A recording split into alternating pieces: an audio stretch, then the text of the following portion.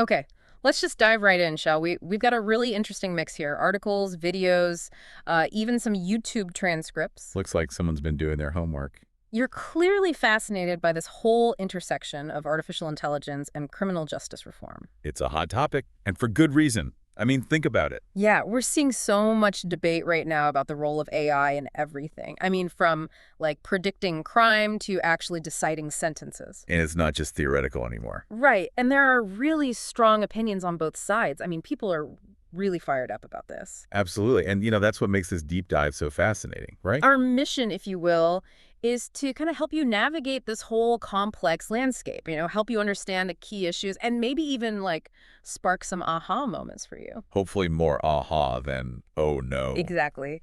So to start, maybe we can just lay some groundwork. AI is being used in a surprisingly wide range of applications, even now. Stuff like predictive policing, for example. Yeah, like that predpol system they're using in Modesto, California. I mean, they saw a huge drop in residential burglaries. Oh, really? How much? And from 1,600 down to 600, just like that. That's pretty incredible, just from implementing the system. After implementing it, yeah. Wow, that's amazing.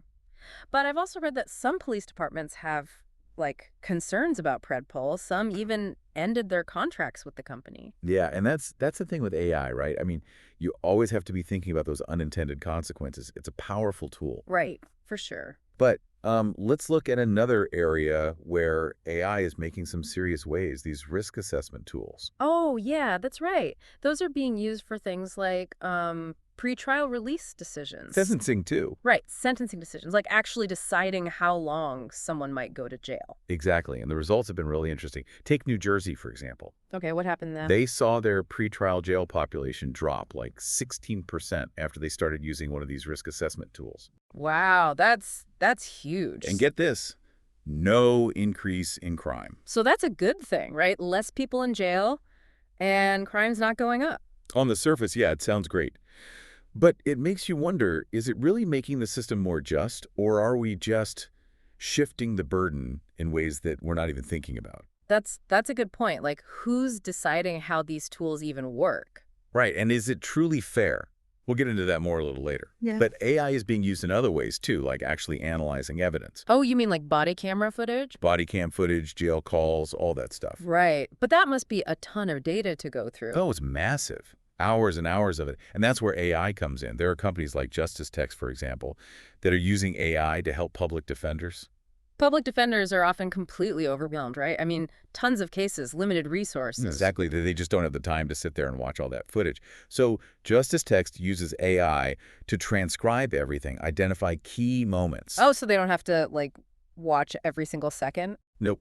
The AI flags the important stuff, which can make a huge difference. I mean, we're talking dismissals, reduced charges. It's pretty remarkable. Yeah, that's pretty incredible. It's like having a super-powered assistant who never sleeps. Exactly. But even with all these advancements, I mean, there's still a lot of debate about AI and criminal justice, right? Like, is it a good thing overall? Yeah. I mean, there's no easy answer. It's important to look at both the promise, the good things it could do, but also the potential risks. Right, like a cost-benefit analysis. Exactly. So on the one hand, AI has the potential to make the system so much more efficient, save time, save money, maybe even lead to a more equitable system. I've even heard some people argue that AI could help reduce bias, right? Like algorithms might be less biased than humans. Theoretically, yes, but the reality is much more complicated. Oh, how so? Well, because these algorithms are trained on data. And if that data reflects existing biases, Ah, I see. So it could actually make things worse. it could. Instead of fixing the system, it might just end up reinforcing the problems. It's like a self-fulfilling prophecy. That's a really scary thought, actually. It is. And then there's the whole issue of transparency. Right, like how do we even know how these algorithms are making decisions? Exactly. A lot of them are like black boxes. We put data in, we get a result out, but we don't know what's happening in between. So how can we trust them if we don't know how they work? Right. And that makes it really hard to challenge those decisions. A perfect example is that compactless risk assessment tool. Oh, yeah, I've heard of that. It's been criticized for potentially being biased against black defendants, but because the algorithm it's proprietary, it's secret, it's been really hard to prove anything. So it's basically a trust issue. We have to just trust that it's working fairly. Which a lot of people are uncomfortable with, and rightfully so. But beyond bias, there's also the potential for misuse and abuse, both from within the system, but also by people outside of it. And the sources we're looking at, they touch on another pretty terrifying possibility, the erosion of privacy and civil liberties. I mean, if we're using AI to predict crime, does that mean we're going to be constantly monitored? That's a question a lot of people are asking. Where do we draw the line? Yeah, how much privacy are we willing to give up in the name of security? It's a slippery slope. Definitely a slippery slope. And, some of the sources we have, they even call for a complete ban on AI in these high-stakes criminal justice decisions. Wow, really? A total ban. A total ban. They say it's just too risky. But then there are others who think that, AI in this field is just inevitable. So they say we might as well get used to it. Pretty much. They say we need to focus on regulation, oversight, making sure it's used responsibly. That makes sense. I mean, technology's not going away. Exactly. It's how we use it that matters. Right. So before we get too deep into the AI weeds here, I think it's important to kind of zoom out a bit, look at the big picture, what's happening with criminal justice reform overall. Good point. The sources you've shared, they really highlight just how much debate there is about how we approach crime and punishment in our society. Yeah, and there's such a wide range of views, right? I mean, from people who want more police, tougher sentences, to people who believe in decriminalization and rehabilitation. A whole spectrum of opinions. And the question is, where does AI fit into all of this? Is it going to be a tool for progress, or is it going to be an obstacle? That's the million-dollar question, isn't it? And it leads us to another important layer, the ethical and political dimensions. Right, because AI in criminal justice raises some really fundamental questions. What does it even mean for justice if machines are making decisions about punishment? Or, who controls this technology? Who benefits from it? And who's accountable when things go wrong? Right, all those Right. questions about responsibility. And we also have to think about the potential for political manipulation. Right. I mean, we've already seen how AI can be used to create fake news and propaganda. Imagine that happening in the context of criminal justice. Oh, wow, that's a whole other level of scary. So it seems like we've got a lot to unpack here. The rise of AI in criminal justice, the potential benefits, the very real risks, all this stuff about criminal justice reform, ethical questions, political questions. It's a lot, but it's important stuff. And I think, one of the key takeaways from all these sources is that we can't just blindly embrace AI. We have to be really careful, really thoughtful about how we use it. It's not a magic solution. Definitely not. Okay, so I think we've got a good overview now. Let's dig into some specific examples from the sources you've shared. I'm really curious to see how these abstract ideas, actually play out in the real world. That sounds good. Let's start with a video that really illustrates just how politically charged this whole issue of criminal justice reform can be. Okay, I'm ready. What have you got? This clip's from a podcast hosted by Patrick Bet-David, and it features Donald Trump, actually. He's criticizing CNN commentator Van Jones. Trump and Van Jones. Now that's an interesting pairing. Right. So basically, Trump accuses Jones of betraying this fight for criminal justice reform. Wait, what? Why? It all stems from Jones's initial support for Trump's First Step Act. Oh, right, the First Step Act. That was a bipartisan bill, right? Aimed at reducing recidivism. Exactly. It passed back in 2018. It was a pretty big deal. Yeah, I remember. It was supposed to reform federal sentencing laws, especially for nonviolent drug offenses. Right. Things like expanding early release programs, easing those mandatory minimum sentences, stuff like that. So what happened? Why is Trump accusing Jones of betrayal? Because, according to Trump, Jones backpedaled on his support later on. He claims Jones changed his tune once the bill actually passed. Wow, that's wild. I mean, you'd think criminal justice reform would be something everyone could agree on. You'd think so, but unfortunately, it's become incredibly politicized. Yeah, I guess everything is these days. Pretty much. Yeah. But it really shows you how tricky this whole area is, especially when you throw AI into the mix. Okay, so we've got Trump accusing Van Jones of betrayal. What else have we got? Well, let's look at a video that provides a very different perspective on this whole First Step Act thing. Okay, I'm intrigued. This is a clip from CNN, actually, from way back in 2018, during the Trump presidency. And it features Van Jones, but this time, he's praising Trump. Wow, so it's like the complete opposite of that other video. Pretty much. Huh. In this clip, Jones is talking about what he calls a Christmas miracle. Republicans and Democrats actually working together, coming together to address the problem of mass incarceration. And Trump is a key player in this miracle. According to Jones, absolutely. He specifically mentions Trump, along with Jared Kushner and Hakeem Jeffries, as being instrumental in getting this bill passed. He even calls it a coalition like I've never seen. He mentions Fox News, the National Association of Manufacturers, all sorts of strange bedfellows. It's pretty remarkable, especially when you consider how divided things are today. Yeah, I mean, these days, it seems like Democrats and Republicans can't agree on anything. It makes you wonder what happened, right? How did we go from this moment of bipartisan cooperation to the kind of partisan warfare we see today? Yeah, good question. So we've got these two very different perspectives on the First Step Act. What else have we got? Let's look at a source that dives directly into the potential applications of AI in criminal justice. Okay, sounds good. What is it? This is a video from a channel called WFH University, and it gives a pretty good overview of three key areas where AI is being used: predictive policing, fairer sentencing, Yeah. and rehabilitation programs. Okay, we've already talked about predictive policing a bit. What about the other two? How is AI being used to make sentencing fairer? Well, they describe these AI systems that can assist judges by providing them with, like, data-driven insights. So instead of just relying on their own judgment, judges could use AI to get a more objective view. Exactly. The goal is to reduce those disparities we see in sentencing. Make sure everyone's treated equally, regardless of their race, their income, their background. That sounds promising.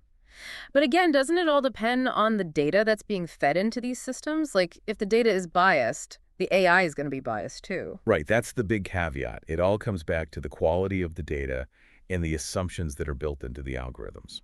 Okay, so what about rehabilitation programs? How is AI being used there? Well, the video talks about using AI to create personalized rehabilitation programs. So instead of this one-size-fits-all approach, which we know doesn't really work. Right, because everyone's different. They have different needs, different challenges. Exactly. So the idea is that AI could be used to, like, tailor these programs to each individual. That makes sense. But again, how do we make sure these AI systems aren't just perpetuating existing biases? That's the million-dollar question. We have to be incredibly careful about how we design and implement these systems. We need to be constantly checking for bias, making sure they're being used fairly and ethically. Okay, that makes sense. So we've got these potential benefits of AI in criminal justice, but we also have these very real risks. What's next? Let's shift our focus now to a source that really highlights the challenges faced by public defenders. Oh yeah, public defenders, they're like the unsung heroes of the justice system, right? Often dealing with huge caseloads, limited resources. Exactly. And this video, from a channel called Stand Together, really drives that point home. It talks about how in some states, the average amount of time an attorney can dedicate to a case is just 7 minutes. 7 minutes, that's insane. I mean, how can you possibly build a decent defense in 7 minutes? You can't. It's a huge problem. And that's where AI comes in. The video focuses on a company called Justice Text, which we talked about earlier. Right, the one that helps public defenders analyze all that video footage. Exactly. They're using AI to transcribe hours of audio and video, like body camera footage, jail calls, all that stuff. So instead of having to listen to every single second, the AI can flag the important parts. Exactly, which frees up public defenders to focus their limited time and energy on, the most crucial aspects of the case. And the video actually gives examples of how Justice Text has helped public defenders get positive results for their clients. Oh, really? Like what? Things like dismissed charges, reduced sentences, even cases where it helps secure a not guilty verdict. That's a pretty amazing example of how AI can be a force for good in the criminal justice system. Yeah, it really is. It's using technology to level the playing field to make sure everyone has a fair chance at justice. Exactly. But it also raises a question, what about those who don't have access to this technology? I mean, Justice Text is a great tool, but it's not free. So are we creating a system where justice is only available to those who can afford it? That's the question we need to be asking. Okay, so we've seen how AI can be used to help public defenders. What else have we got? Let's look at a source now that presents a very different perspective on criminal justice reform, one that really emphasizes the importance of supporting victims of crime. Okay, I think that's an important perspective to consider. We can't forget about the victims in all of this. Absolutely. And this video, it's a Rumble video. It's called Colin Flaherty. Don't forget the victims of black criminality when talking criminal justice reform. It brings this perspective to the forefront. Okay, so it's a bit of a controversial title, to say the least. It is, and it's important to approach this with, a critical eye, while also recognizing that it's important to understand diverse viewpoints. Right. We're not here to endorse any particular viewpoint. We're just trying to lay out the different perspectives that are out there. Exactly. So this video, it's hosted by Colin Flaherty, and he argues that a lot of these discussions about criminal justice reform, they don't really consider the experiences of victims. Specifically victims of Black perpetrators. Yes. He uses two specific news stories to illustrate his point. Okay, what are the stories? One involves a home invasion and assault, and the other one's about a murder. And in both cases, he really highlights the brutality of the crimes, the impact on the victims and their families. So is he saying that these types of crimes are being ignored in the push for criminal justice reform? That seems to be his implication. He argues that this focus on reducing mass incarceration, on addressing racial disparities, it's come at the expense of victims' rights and public safety. It's a provocative argument, and it's one that's likely to be very controversial, but I think it's important to hear it. I agree. We need to consider all sides of the issue. Okay, so we've got this perspective that's really focused on victims' rights. What else have we got? Let's shift gears again and dive back into the AI side of things. This time, looking at a source that really digs into the potential for AI to reinforce biases in the criminal justice system. Okay, this is something we've touched on before, but I'm ready to go deeper. What's the source? This is a CNBC video. It's called How AI Could Reinforce Biases in the Criminal Justice System. And it really gets into the weeds of algorithmic bias and its potential consequences. Right, because as we've been saying, if these algorithms are trained on biased data, They're going to produce biased results. exactly. So what are some of the specific examples they highlight in the video? Well, they start with predictive policing. Systems like PredPol, which we talked about earlier. Right, the ones that predict high-risk areas for crime. Exactly. And the problem is that those algorithms, they're trained on historical crime data. So if a particular neighborhood has historically been over-policed, the AI might just keep flagging it as high risk, even if crime rates have actually gone down. Right, it's like a vicious cycle. The algorithm reinforces the bias, which leads to more policing, which then feeds back into the algorithm, and so on. It's a self-fulfilling prophecy. Exactly. And then they move on to risk assessment tools, the ones that are used for pretrial release and sentencing decisions. Right. And those are supposed to be more objective, less biased than human judges. In theory, yes. But the problem is that the data points that are used to train these algorithms, they often reflect the biases that already exist in the criminal justice system. So, for example, if Black defendants are more likely to be arrested for drug offenses, even if they're using drugs at the same rate as white defendants, The algorithm might conclude that Black defendants are just inherently more risky. and that could lead to them being detained longer or given harsher sentences. Exactly. And it's incredibly difficult to challenge these decisions because, again, we often don't know how these algorithms are working. Right, that black box problem again. Exactly. And the video highlights a specific example of this, a risk assessment tool called Compass. Oh, yeah, I've heard of that one. It's been pretty controversial. Very controversial. It's been used in courtrooms all over the country, despite concerns about its potential for bias. And the problem is, because it's a proprietary algorithm. We don't know how it works. We can't see the code. We can't see the data it's trained on. So how can we be sure it's not biased? We can't. And that's a huge problem. Okay, so predictive policing, risk assessment tools, those are two big areas where AI could be reinforcing bias. What else does the video talk about? Well, they also discuss the use of AI in sentencing decisions. And they highlight the fact that a lot of these algorithms are being developed and marketed by private companies. So there's a profit motive. Exactly. And that raises concerns about whether these companies are prioritizing fairness and accuracy or whether they're more interested in, making money. It's a valid concern. I mean, we've seen this happen in other industries. The companies prioritizing profit over people. Exactly. And that's why it's so important to have transparency and accountability when it comes to AI and criminal justice. We need to know how these systems are working, and we need to be able to hold the companies that develop them accountable for any biases or inaccuracies. So it sounds like we've got a lot of potential problems here. Bias, lack of transparency, profit motives. What's the solution? Well, there's no easy solution. But I think one of the key things we need is more research.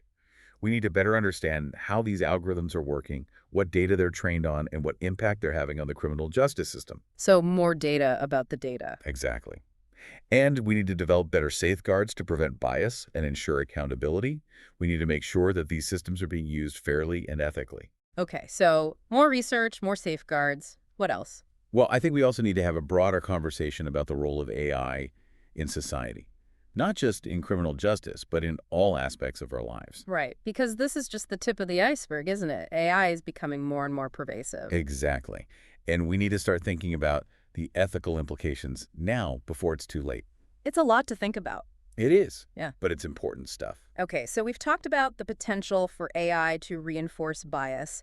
What else do we need to be concerned about? Well, let's look at a source now that explores another type of risk associated with AI, the potential for it to erode our privacy and civil liberties. Okay, that's a big one. I mean, we're already seeing how technology is being used to track our every move. Exactly. And this video is from a YouTube channel called Reed Blackman, and it's called Can AI and the Criminal Justice System Avoid the Minority Report?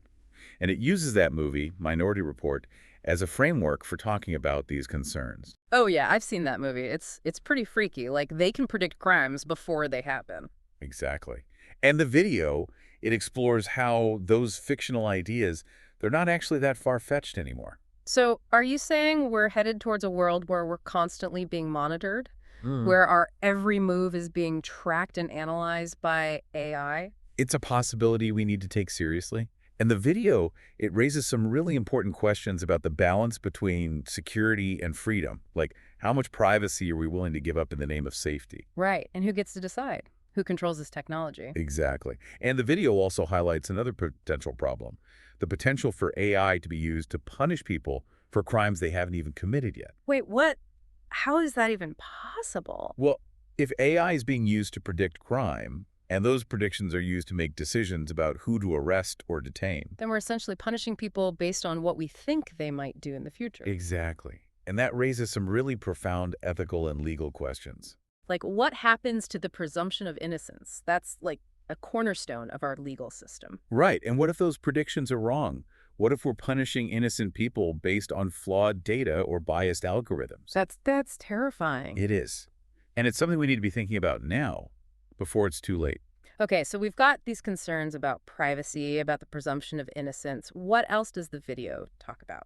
Well, it also highlights the fact that AI is already being used in surveillance systems all over the country. Facial recognition technology, predictive policing algorithms, all sorts of things. And these systems, they're often being used without any real transparency or oversight. Exactly. And that's a problem, because it means that there's a real potential for abuse. So what can we do about it? Well, the video argues that we need to start by demanding more transparency from law enforcement agencies. We need to know what kind of surveillance technologies they're using, how they're using them, and what safeguards are in place to protect our privacy. That makes sense. We can't hold them accountable if we don't even know what they're doing. Exactly. And we also need to push for stronger legal protections for our privacy in the digital age. Right, because the laws we have now, they weren't written with AI in mind. Exactly. We need to update our laws to reflect the realities of this new technological landscape. So it sounds like we've got a lot of work to do. We do, Yeah. but it's important work. Okay, so we've covered a lot of ground here. We've talked about the rise of AI in criminal justice, the potential benefits, the very real risks. We've looked at different perspectives on criminal justice reform, and we've explored the ethical and political dimensions of using AI in this context.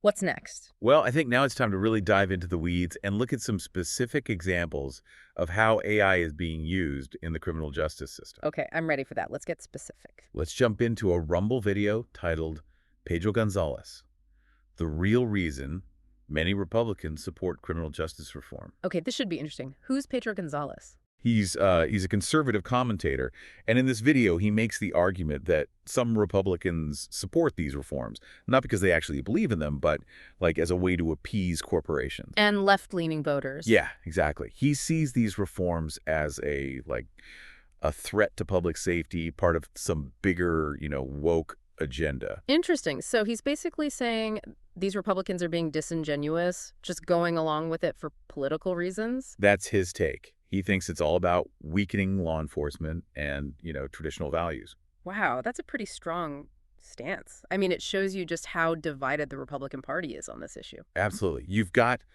one side pushing for these reforms, talking about second chances and rehabilitation, and then you've got folks like Gonzalez who are really pushing back, calling for a return to, law and order policies. So this video is a good example of that more hardline perspective. Yeah, definitely. He's urging Republicans to reject these reforms and take a tougher stance on crime. It's interesting how all of this ties into the broader political landscape, right? I mean, we're talking about criminal justice reform, but it's really a reflection of these deeper divisions in our society. Absolutely.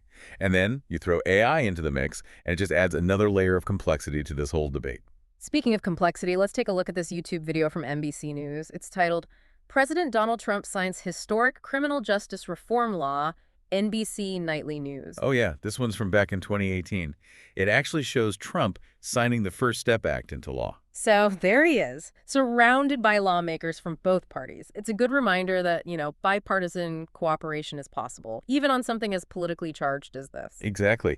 And it really highlights, I think, the impact these reforms can have on real people's lives. Like the video tells the story of this woman whose brother was sentenced to life in prison for a nonviolent drug offense. Wow, life in prison for a nonviolent drug offense. Yeah, and because of the First Step Act, he became eligible for release. That's amazing.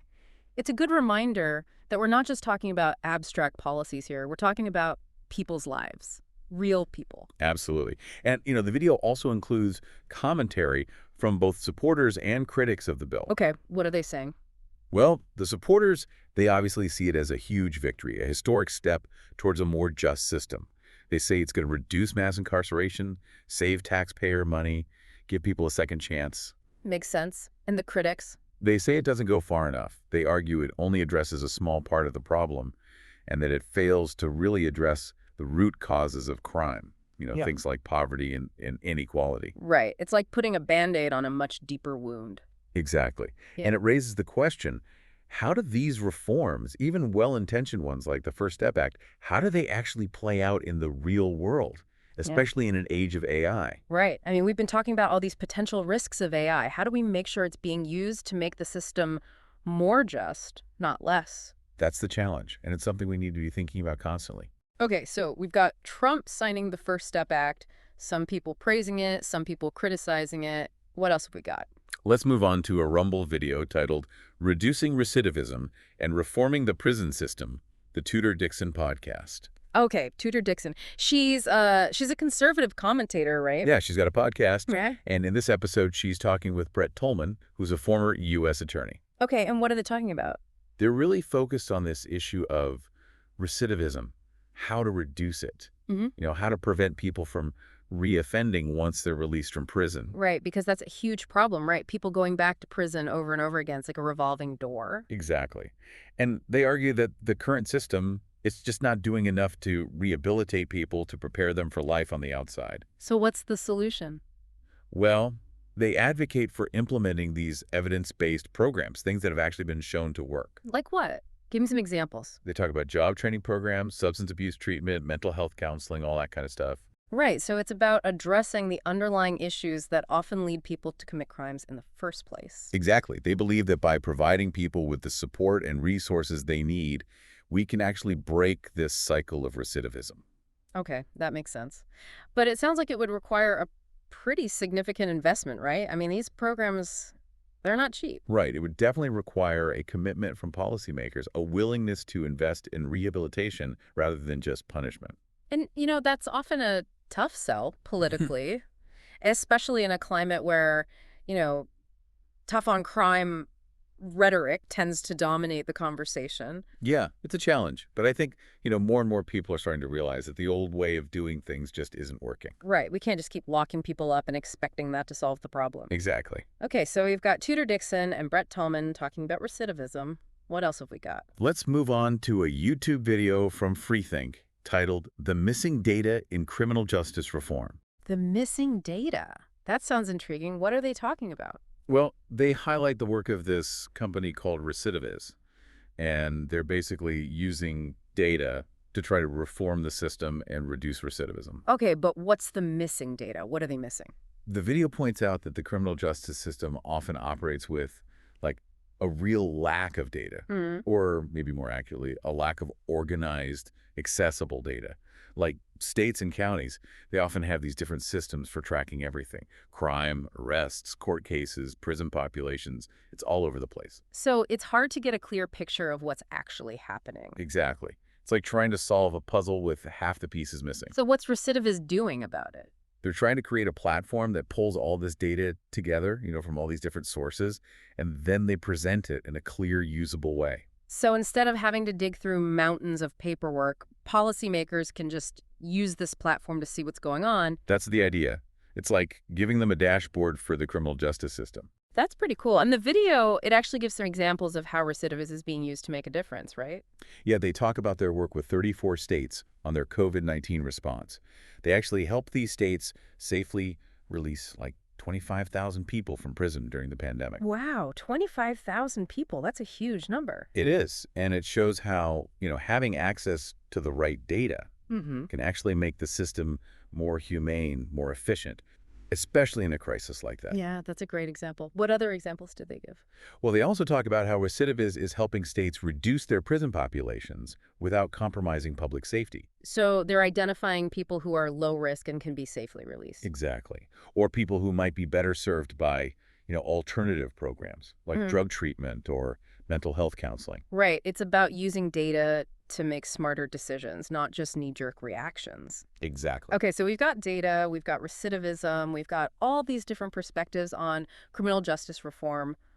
What's next? Let's look at a source now that focuses on the role of prosecutors. Prosecutors, I mean, they're the ones who decide whether to charge someone with a crime, right? Exactly. And this video, it's from Rumble, and it's actually a podcast episode. It's called the Right on Crime Podcast, Episode 2, Prosecutorial Innovation in America. Right on crime. That sounds like a conservative group. It is. It's a conservative organization that advocates for criminal justice reform. Interesting. So they're not all about, like, lock them up and throw away the keys. No, not at all. In this podcast episode, it really focuses on the power prosecutors have to shape the criminal justice system. Right, because they have a lot of discretion, don't they? They get to decide which cases to pursue, what charges to file, all that stuff. Exactly. And the podcast, it argues that prosecutors can actually play a key role in reducing mass incarceration. Okay, how so? Well, they highlight these examples of what they call innovative prosecutors. Prosecutors who are using their discretion to, like, divert people from prison, reduce sentences, implement alternative programs. So they're basically being more lenient. In a way, yes. But it's not just about being lenient. It's about being smart. It's about recognizing that, locking everyone up is not the solution. Right, because sometimes it might actually make the problem worse. Exactly. And they give some specific examples like prosecutors who are refusing to prosecute low-level drug offenses. Oh, yeah, that makes sense. I mean, those kinds of offenses, they often just end up clogging up the system, and they don't really do much to improve public safety. Right. And they also talk about prosecutors who are offering diversion programs to people with mental health issues or substance abuse problems. So instead of sending them to prison, they're getting them the help they need. Exactly. And the podcast, it argues that these kinds of reforms can have a huge impact, both on the prison population and on recidivism rates. So it's a more holistic approach to criminal justice. Yeah, I think you could say that.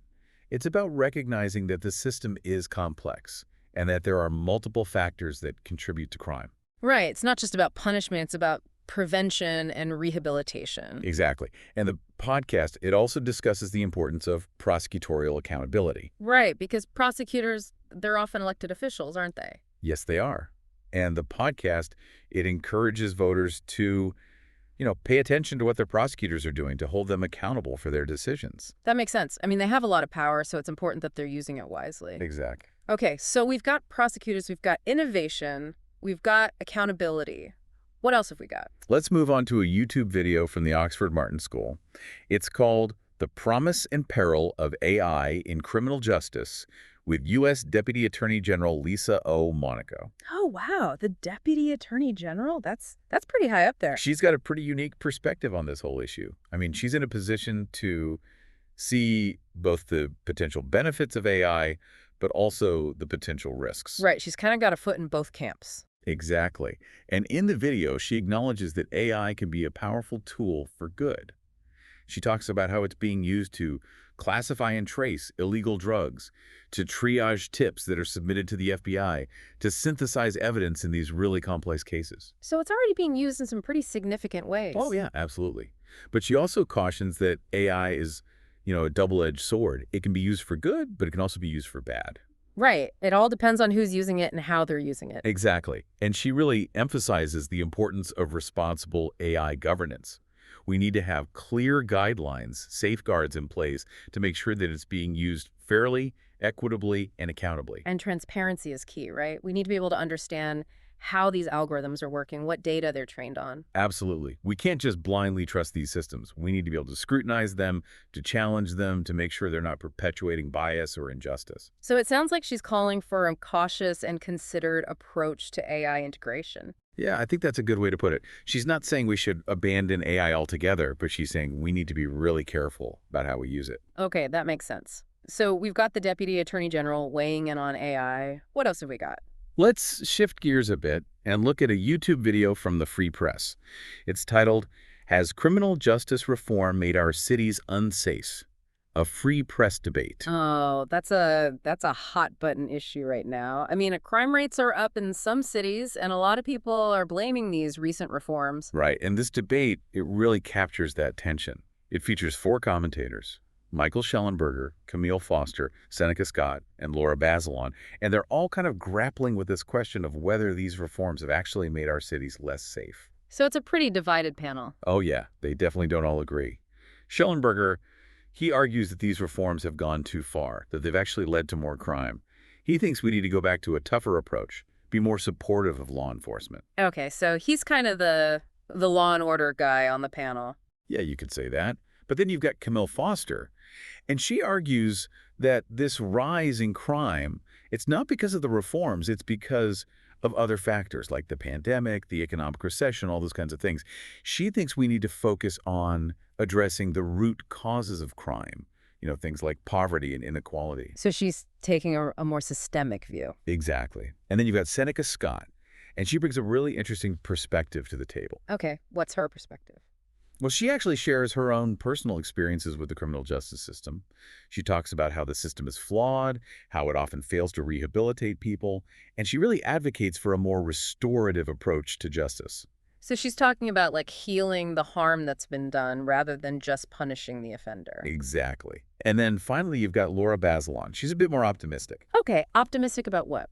Well, she acknowledges that there have been challenges, but she believes that the reforms are moving in the right direction. Maybe a bit slowly, but still, she thinks we're making progress towards a more just system. So it's a mixed bag of opinions. Yeah, I think that's a good way to put it.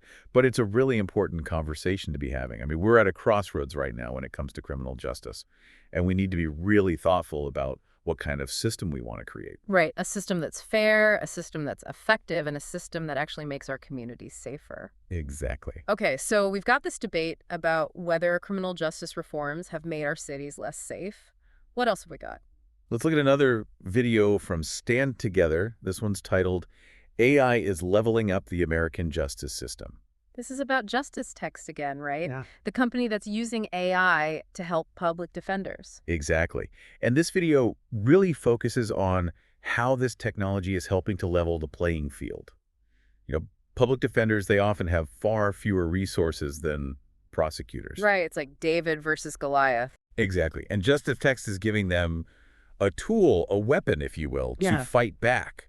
They can use this AI to quickly review hours of footage, find those key moments, potentially uncover evidence that could help their clients. And they actually give examples in the video, right, of how this technology has led to, like, dismissed charges and reduced sentences. Oh, yeah, they give some pretty compelling examples. It's really inspiring to see how AI is being used in this way to make the system more just. Yeah, it's like giving a voice to the voiceless. Exactly. Okay, so we've got AI leveling the playing field. What's next? Let's revisit that CNBC video we talked about earlier, the one about how AI could reinforce biases in the criminal justice system. Oh yeah, that was a sobering one. All that stuff about algorithmic bias and how it could lead to unfair outcomes. Right, and I think it's worth revisiting because it really gets to the heart of this tension we've been talking about, this tension between the potential benefits of AI and the potential risks. So what are some of the key takeaways from that video? Well, they start by highlighting just how pervasive bias is, in the criminal justice system, and how, AI, if we're not careful, could actually make things worse. Instead of solving the problem, it could just perpetuate it. Exactly. And they give specific examples like predictive policing systems that might just end up reinforcing existing patterns of over-policing in certain neighborhoods. Right, we talked about that earlier. The algorithm flags a neighborhood as high risk, which leads to more police presence, which leads to more arrests, which then feeds back into the algorithm and reinforces the bias. This vicious cycle. And they also talk about risk assessment tools, right? The ones that are used to make decisions about bail and sentencing. Yes, and they highlight the fact that those tools, they're often based on data that reflects existing biases in the system. So, for example, if black defendants are more likely to be arrested for drug offenses, even if they're using drugs at the same rate as white defendants, The algorithm might unfairly assess them as higher risk. which could lead to them being denied bail or given a harsher sentence. Exactly. And it's all happening under this veil of objectivity, this idea that algorithms are somehow more neutral, less biased than humans. Right, but as we've been saying, algorithms are created by humans and they reflect our biases. Exactly. And they can actually make those biases even harder to detect and challenge. Because we often don't know how the algorithms are working, that black box problem. Right. And that's why transparency is so crucial. We need to be able to see how these systems are working, what data they're trained on, how they're making decisions. And we need to hold the companies that develop these systems accountable for any biases or inaccuracies. Absolutely. Okay, so we've revisited algorithmic bias. What's next? Let's look at a YouTube video that explores another angle on the potential dangers of AI, the erosion of privacy and civil liberties. Oh, yeah, that's a big one. I mean, we're already seeing how technology is being used to track our every move. Right. And this video, it's from a channel called Reed Blackman. It's called Can AI in the Criminal Justice System Avoid the Minority Report? And it uses that movie, Minority Report, as a framework for talking about these concerns. Oh, yeah, I've seen that movie. It's pretty creepy. They can, like, predict crimes before they even happen. Exactly. And the video, it explores how these science fiction ideas, they're not actually that far-fetched anymore. Like with AI, the possibility of predicting crime, it's becoming more and more real. So you're saying we're headed towards a world where we're constantly being monitored, where the government is using AI to track our every move and predict our behavior. It's a possibility we need to take seriously. Yeah. And the video, it raises some really important questions about the balance between security and freedom. Like, how much privacy are we willing to give up in the name of safety? And who gets to decide? I mean, who controls this technology, and how do we make sure it's not being abused? Exactly. And the video, it also highlights another potential problem. The potential for AI to be used to punish people for crimes they haven't even committed yet. Wait, what? How is that even possible? Well, if we're using AI to predict crime, and those predictions are being used to make decisions about who to arrest or detain. Then we're essentially punishing people based on what we think they might do in the future. Exactly. And that raises some really profound ethical and legal questions. Right, like what happens to the presumption of innocence? Exactly. And what if those predictions are wrong? I mean, what if we're punishing innocent people based on flawed data or biased algorithms? That's terrifying to think about. It is. And it's something we need to be thinking about now before this technology becomes even more powerful and more widespread. Okay, so we've got these concerns about privacy, about the presumption of innocence. What else does the video talk about? Well, it also highlights the fact that AI is already being used in surveillance systems all over the country. Yeah, facial recognition technology, predictive policing algorithms, all that stuff. And these systems, they're often being used without any real transparency or oversight. Exactly. And that's a huge problem because it means there's a real potential for abuse. And the video, it argues that we need to start demanding more transparency from law enforcement agencies. We need to know what kind of surveillance technologies they're using, how they're using them, and what safeguards are in place to protect our privacy. Right, we can't hold them accountable if we don't even know what they're doing. Exactly. And we also need to push for stronger legal protections for our privacy in the digital age. Because the laws we have now, they weren't written with AI in mind. Exactly. We need to update our laws to reflect the realities of this new technological landscape. And we need to make sure those laws are strong enough to actually protect our rights. So it sounds like we've got a lot of work to do. We do. But it's important work. The stakes are incredibly high. Right. I mean, we're talking about the future of our justice system. We're talking about the future of our democracy. Exactly. And we can't afford to get this wrong. Okay, so we've talked about privacy, we've talked about surveillance, we've talked about the potential for abuse. What else have we got? Let's shift gears now and consider a source that emphasizes a very different perspective on criminal justice, a perspective that's often associated with the political right. Okay, what's this perspective? It's the perspective that prioritizes law and order, strong law enforcement, tough on crime policies. Okay, I think I know what video you're talking about. The one on Rumble, right? Brace for impact, Stephen Miller, what to expect under Trump's second term. That's the one. It features Stephen Miller, who was a senior advisor to Donald Trump. And in the video, he basically outlines his vision for a potential second Trump term. And criminal justice reform is on the agenda. It is.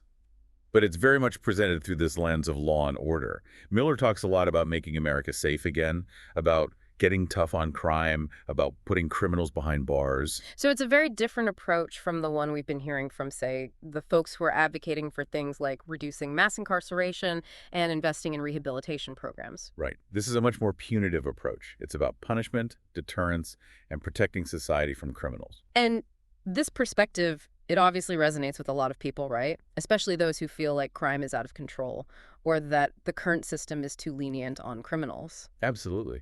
And it's a perspective that's often amplified in conservative media. Right, where you tend to hear more about the dangers of crime and less about the systemic issues that contribute to it. Exactly. So it's important to be aware of those biases when we're evaluating these different perspectives. Absolutely. We need to look at the evidence, we need to listen to the experts, and we need to form our own opinions based on a balanced and informed understanding of the issues. Okay, so we've got Stephen Miller talking about law and order.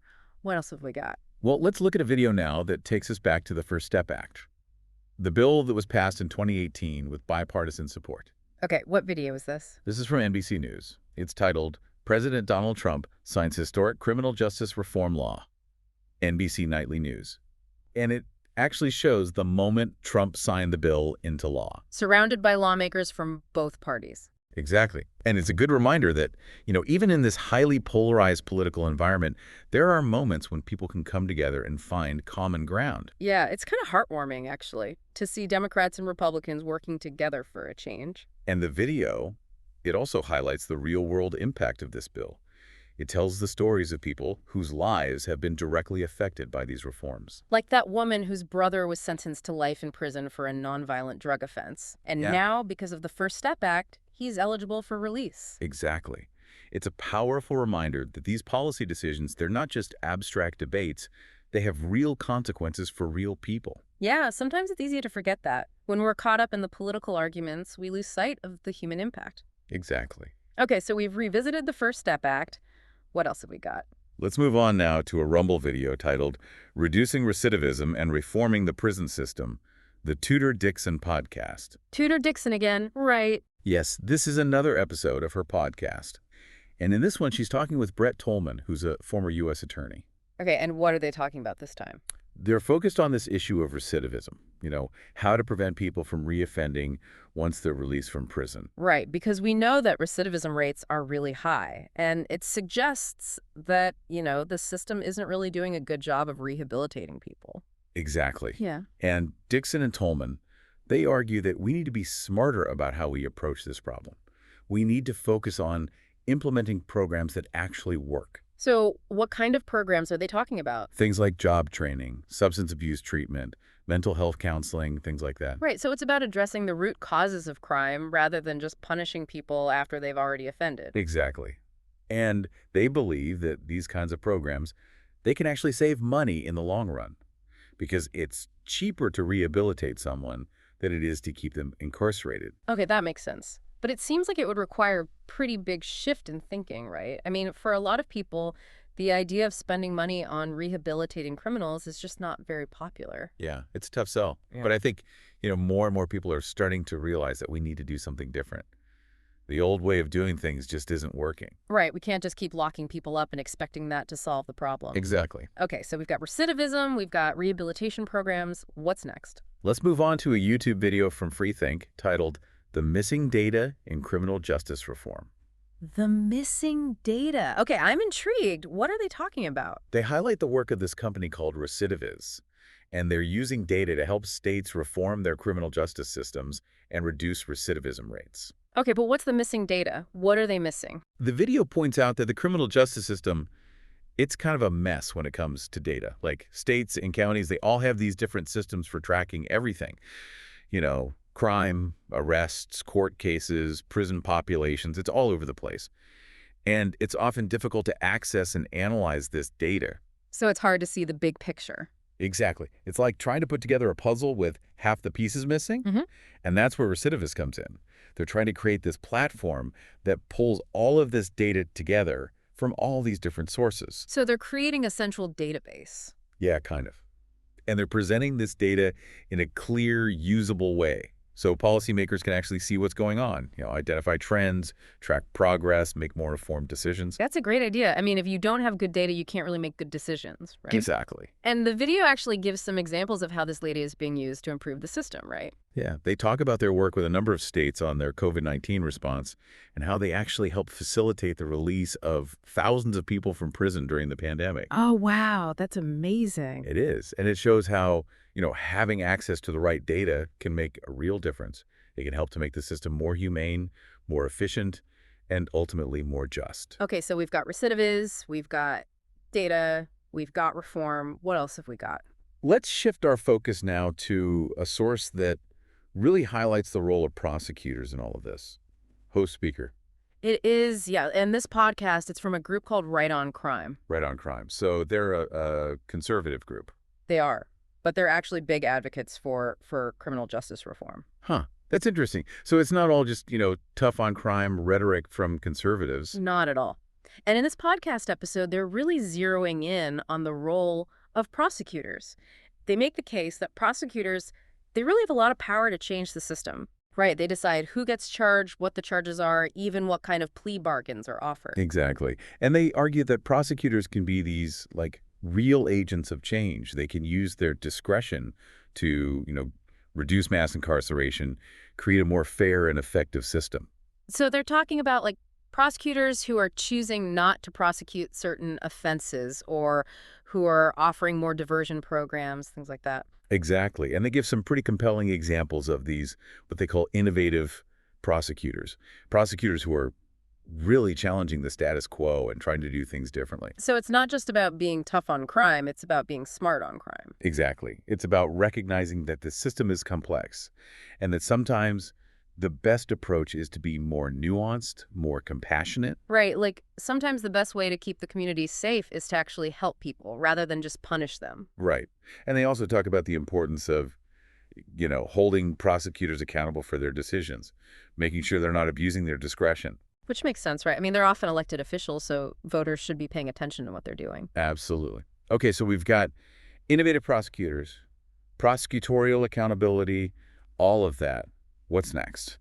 Let's go to this YouTube video from the Oxford Martin School. It's called The Promise and Peril of AI in Criminal Justice with U.S. Deputy Attorney General Lisa Monaco. Oh, this one's great. Yeah. Lisa Monaco, she's the U.S. Deputy Attorney General, and she's got this, really interesting perspective. She's seen it all. Right. She's got this bird's eye view of the whole criminal justice system. Exactly. And she's aware of the potential benefits of AI, but she's also really clear-eyed about the risks.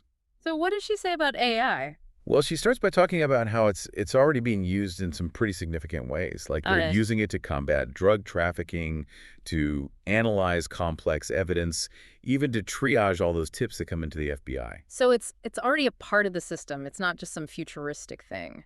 Right. But she also makes the point that AI is, it's a tool. It can be used for good or for bad. It can be used to promote justice, or it can be used to perpetuate injustice. It all depends on how it's implemented, right? Who's controlling it, what data it's being trained on, all that stuff. Exactly. And she talks a lot about the need for what she calls responsible AI governance. We need to have clear guidelines, safeguards in place to make sure that AI is being used fairly and ethically. And transparency is key, right? Yeah. You need to be able to see how these systems are working. Absolutely. We can't just blindly trust these algorithms. We need to be able to understand them, to scrutinize them, to hold them accountable. So it sounds like she's striking a balance here. recognizing the potential of AI, but also being realistic about the risks. Yeah, exactly. And she talks about the need for international cooperation on this, too. AI, it's not just a domestic issue, it's a global issue. Right, because these technologies, they don't respect borders. Exactly. So we need to be working together as a global community to figure out how to govern AI in a way that benefits everyone. Okay, that makes sense. So we've got the Deputy Attorney General weighing in. What else do we have? Let's look at this video from the Free Press. It's a debate, actually. It's called, "Has Criminal Justice Reform Made Our Cities Unsafe?" A free press debate. Oh, that's a pretty loaded question. It is. And it's a question that's been debated a lot in recent years. I mean, we've seen this rise in crime in some cities, and there's this real debate about whether these reforms, whether they've actually made things worse. So this debate, it features four commentators, and they represent a pretty wide range of views, right? Yeah, it's a good mix. You've got Michael Schellenberger, who argues that the reforms have gone too far, that they've led to more crime, and he's calling for a return to a tougher approach. Okay, so he's kind of the law and order voice on the panel. Right. Then you've got Camille Foster, and she's got a very different perspective. She argues that the rising crime, it's not because of the reforms, it's because of other factors, like the pandemic, the economic recession, those kinds of things. And she thinks we need to focus on addressing those root causes of crime, like poverty and inequality. So she's taking a more systemic view. Right. And then you've got Seneca Scott, and she brings a really important perspective to the table. She's actually someone who's been through the criminal justice system herself. Oh, wow. So she's got firsthand experience. She does, and she talks about how the system is flawed, how it often fails to rehabilitate people, and she's really advocating for a more restorative approach to justice. Interesting. So she's focusing more on healing and rehabilitation rather than punishment. Right. And then finally, there's Laura Bazelon, and she's a bit more optimistic. She thinks that the reforms, even though they haven't been perfect, they're moving in the right direction. So it's a mixed bag of opinions, but it's a really important conversation to have, right? I mean, we're trying to figure out how to create a criminal justice system that's both fair and effective. Exactly. And these kinds of debates, they're crucial. We need to be talking about these issues. We need to be challenging each other's assumptions. We need to be willing to listen to different perspectives. Okay, so we've got this debate about criminal justice reform. What else have we got? Let's go back to Stand Together, this time for a video titled, "AI is Leveling Up the American Justice System." Okay, this is about Justice Text again, right? That company we talked about earlier, the one that's using AI to help public defenders. Exactly. And this video, it's really focused on how Justice Text is giving public defenders a fighting chance. Yeah. Especially when they're up against these prosecutors who have way more resources. Right, because public defenders are often totally overwhelmed, right? Huge caseloads, not enough time, not enough money. Exactly. And Justice Text, it's giving them this tool to level the playing field. They can use this AI to transcribe those hours and hours of audio and video footage, find those key moments, really build a stronger defense for their clients. It's like having a super-powered assistant working for them 24/7. Exactly. And the video, it gives some really great examples of how Justice Text has been used to get charges dismissed, to get sentences reduced, to really make a difference in people's lives. It's pretty inspiring. Yeah, it's a great example of how AI can be used to promote justice, to fight for the underdog. Okay, so we've got AI leveling the playing field. What else have we got? Let's revisit that CNBC video we talked about earlier, the one about how AI could reinforce biases in the criminal justice system. Oh, yeah, that was the one with all the stuff about algorithmic bias and how it could lead to unfair outcomes, right? Exactly. And I think it's worth coming back to because it really gets to the heart of this dilemma we're facing.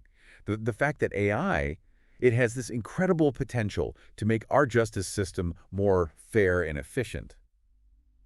But it also has this potential to make things even worse. Right. It's like fire. You can use it to cook your food or you can use it to burn down your house. Exactly. And this video, it really lays out the dangers, like how these algorithms, if they're trained on biased data, they're going to produce biased results. We've talked about this before, right? Like with predictive policing, how the algorithms might just end up reinforcing existing patterns of over-policing in certain neighborhoods. Exactly. Or with risk assessment tools, how they might unfairly label certain defendants as high risk based on factors that are actually discriminatory. Right. And the problem is we often don't even know how these algorithms are working, that whole black box issue. Right. We put data in, we get results out, but we don't know what's happening in between. Yeah. And that makes it really hard to challenge these decisions to ensure that they're fair and accurate. So transparency is key, right? We need to be able to see how these systems are working, to understand the logic behind them. Absolutely. And we need to be constantly testing them, evaluating them, making sure they're not perpetuating bias or discrimination. Okay, so we've revisited algorithmic bias. What else have we got?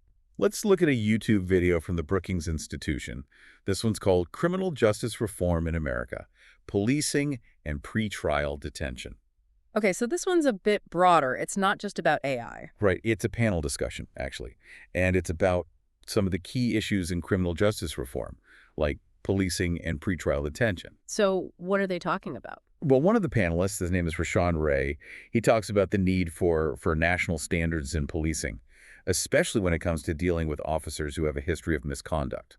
Right, that's a huge issue. How do you prevent those bad apple cops from just moving to a different department and continuing to abuse their power? Exactly.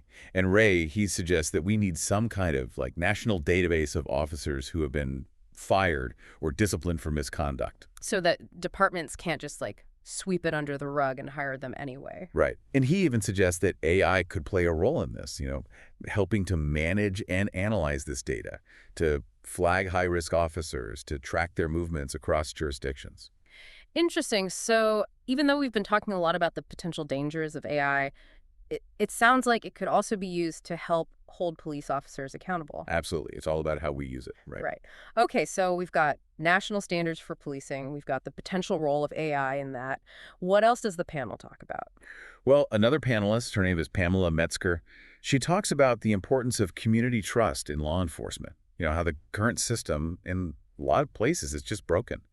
There's this deep distrust between the police and the communities they're supposed to be serving. Right. And without that trust, the system just can't function properly, can it? Exactly.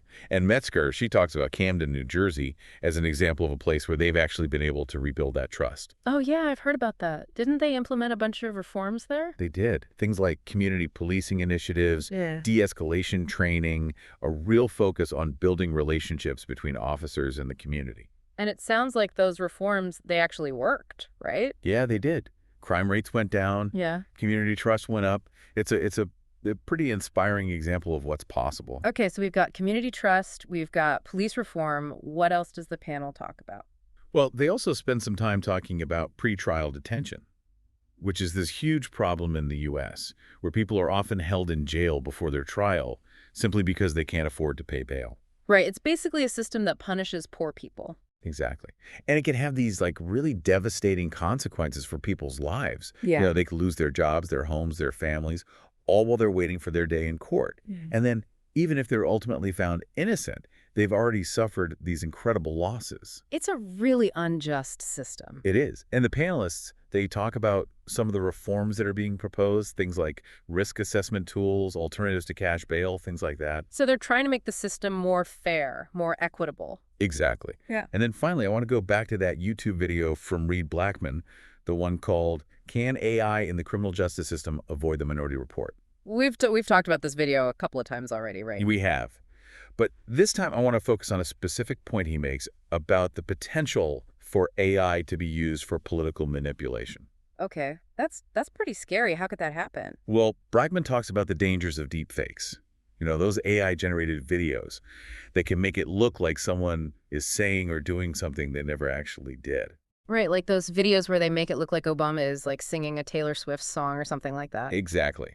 But imagine that same technology being used to, like, create a fake video of a political opponent confessing to a crime. Oh, wow, that's terrifying. It is, and it's a real threat. I mean, these deepfakes, they're getting more and more realistic, and they're becoming easier and easier to create. So what can we do about it? Well, Blackman argues that we need to be thinking about safeguards.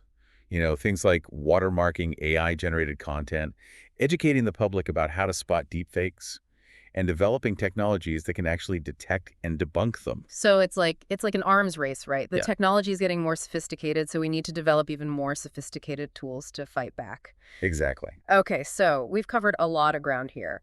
AI and predictive policing, AI and risk assessment tools, AI and surveillance, AI and deepfakes, and of course, all the stuff about criminal justice reform, the different perspectives, the political debates. It's a lot. It is. It's a really complex landscape, but it's an important one. I mean, criminal justice reform, it's one of the most pressing issues of our time.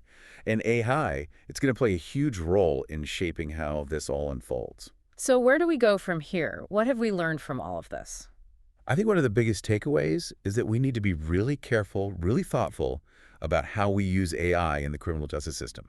Yeah. We can't just blindly embrace it and assume it's going to solve all our problems. Right. It's a tool, and like any tool, it can be used for good or for bad. Exactly. We need to be aware of the potential risks, the potential for bias, for abuse, for unintended consequences, and we need to be constantly asking ourselves, how can we use this technology to make the system more just, more fair, more humane? It's a big question. It is, and it's one that we need to keep asking. Well, I think we've given our listeners a lot to think about. I hope so. This is a conversation that needs to continue. Right. This is just the beginning. Exactly. Well, this has been The Deep Dive. Thanks for listening.